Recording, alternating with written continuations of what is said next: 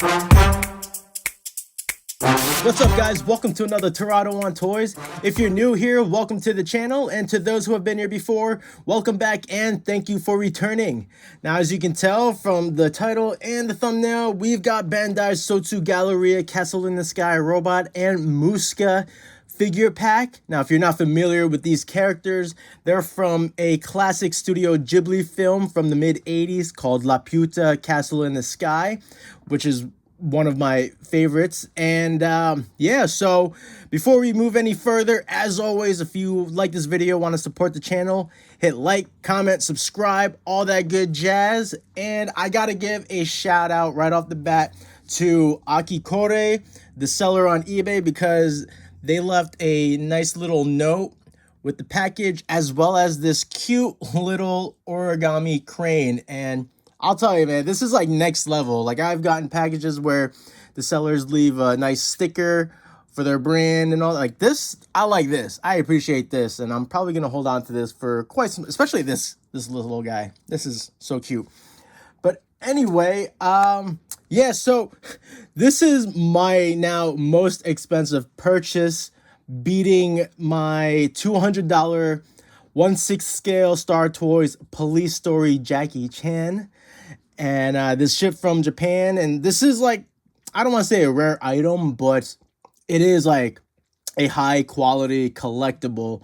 I don't know how many they made of these, but there's got to be a reason that these are so expensive.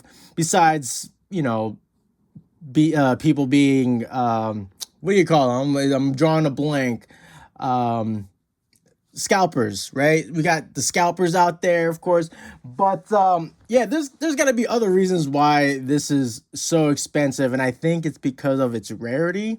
You know, these along with a single robot figure, they're the only ones out there that are actually articulated. Everything else, as far as like other characters, they're just like regular PVC statues or like just model kits of these robots, but these are actually articulated. And yeah, I had to get them. And you know, there, like I said, there's a single version of this robot, and it's a flat color. This is a mechanical clear. And yeah, the single robot is selling for just about the same price as these two. So I figured, why not just get the 2-pack, right? We got the robot and the antagonist of the movie. So I felt it was a no-brainer, besides trying to cope with the amount of money I paid. But before we move any further, we're gonna check out the box here, because I really like the box art. You know, I'm a fan of saving some of the boxes of my figures, especially when we got some really cool art on the front of it. So like I said, I love the artwork here, especially, you know, and being an artist myself, I really appreciate this. I might just cut off this front here, we'll see. But yeah, I love the work here. On the side, we've got a capture of the two figures together. On the other side, we've got screenshots of Muska from the film. And then on the back side, we've got a nice presentation of the figures along with their accessories. And yeah, really cool. This makes me want a castle display so I could replicate this image here, because this is a really cool, badass image. And again, if you're not familiar with the movie, this robot, which they're called the Heavenly Troopers, and they serve the royal families up in Laputa, the castle in the sky. And he is the antagonist. I don't want to spoil anything in case you want to check it out, but it's a really cool movie, you know, talking about the duality of humanity, technology, and nature. So, you know, it's pretty par with all the other like Studio Ghibli films. But yeah, I just thought this robot was so cool. I loved like the simplistic design, and just, I don't know. Anyway, so we'll check out the figure up close. All right, and I gotta say the sculpt is like on point. It feels like they just pulled it right off the screen. And like I said, I love its design. There's not much to cover in regards to color application because, as I've said, this is like a mechanical clear. But I will say, at first, just judging by the images, I was a little skeptical about how clear it would be. Like, of course, I'm just looking at the photos, but I don't know, sometimes just depending on the lighting, like they might appear a bit too clear. And that was the thing I was mainly worried about because I didn't want to just, I didn't want the insides of the plastic to be so apparent. But this looks pretty solid, So I was happy about my decision. And again, had to get the 2-pack because it costs just about the same as just getting one robot. So the sculpt is really cool. The details are immaculate, on point with the screen counterparts. And yeah, it's really cool. And the articulation on this thing is so nice because, like, as you can see, it's got segmented limbs, which really allow some flexibility in its poses. Like, I'm telling you, like, the amount of different poses you can have with this robot is just, I don't know. Like, it's got Adventure Time arms, right? So I thought that was so cool. And yeah, I mean, from top to bottom, the articulation points are just so nice. We got some head movement here. So of course, you got the head spin. You can tilt it. There is like this odd like rocker thing. So, I guess just to emphasize the direction it's looking. So that's pretty neat. I also noticed the back of the head has like this clear part right here. And I want to say it's for like, if there's lights hitting from behind, it will shine through. So we're going to test that out real quick. Okay. So there you go. I thought that was pretty neat. And yeah, so, that's the head movement there. The shoulders, you can raise them up into a Y position, a Y pose. And then you got full rotation. There's swivels, but that's because you can switch the arms. And then, like I was mentioning, all these segments. The wrist has a swivel there, and then you can bend it front and back. Even the fingers got some articulation there, which is nice, like right at the knuckles, right? So that's pretty cool. I love a good expressive hand gesture. This is like my favorite one, like it's reaching out. And then in the torso area, we got a swivel like up in this like midsection right here, right? And it's got some wiggle room. I don't know if that's intentional, but it's there. And then right at the waist, we also got a ball joint, so you can swivel it, you can rock it, all that. It's yeah, man, like it's real flexible. And then down at the legs, right at the hips, it's got a perfect front kick, back kick, right? The spread is it's not as the range isn't as blatant as like a front or back, but it's still available just to a certain degree. And again, more segments in the legs. And then down at the feet, you can bend the foot, you can straighten it out. It's perfect. You got ankle rocker. The only thing it's missing is just a swivel. All right, and then the toes even have a hinge there, so you can bend the toe there, which is a nice little feature. So yeah, like this thing is so cool. And yeah, I think I covered everything with that. So let's go over the accessories, and I'll start with the winged arms, and I'll actually swap them so we can check it out. Because these robots, they have like a flight mode. And not that they transform or anything. They just have these wicked winged arms. And yeah, I think they just look cool, man. And they just fly around. Oh, foot popped out. All right, that's an easy fix, though. I'm just getting too excited with the articulation points. So, yeah, that's pretty much what it looks like. And it's like, you know, these are segmented also, so it allows some flexibility. Not as much of a range as the regular arms, but that's all right. It's not necessarily meant to be like that, I suppose. And I like how these like fins are also like transparent, and I like the color on it. It's been a while since I've watched the movie, so I wanna think that these are the accurate colors, but I would have to watch watch back the film. But yeah, this is pretty cool. And I have to say, at first I thought, because they have like this like light here in the movie, so when I saw that it was a mechanical clear, I'm like, oh, does this have like a battery operation? Like, does this light up? And it doesn't appear so. So that's kind of a bummer. That would have been a nice little feature, but probably would cost even more, right?